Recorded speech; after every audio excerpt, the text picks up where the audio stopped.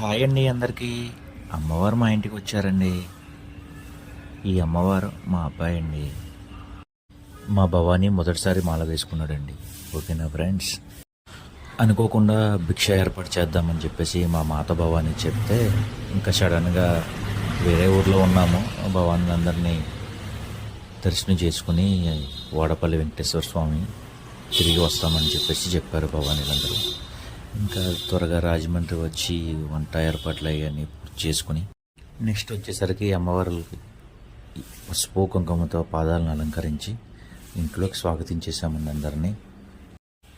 ఈ దుర్గామాత అమ్మవారి యొక్క ఆశీస్సులు మీకు అందరికీ ఎల్లవేళలా కలగాలని చెప్పేసి కోరుకుంటున్నానండి. ఓకేనా అండి. ఈ వీడియో చూసిన వాళ్ళు లైక్ చేయండి, సబ్స్క్రైబ్ చేయండి, కామెంట్ చేయండి. ఓకేనా ఫ్రెండ్స్. నెక్స్ట్ ఇంకో వీడియోతో పూజా వీడియోతో మీ ముందుకు వస్తాను ఫ్రెండ్స్.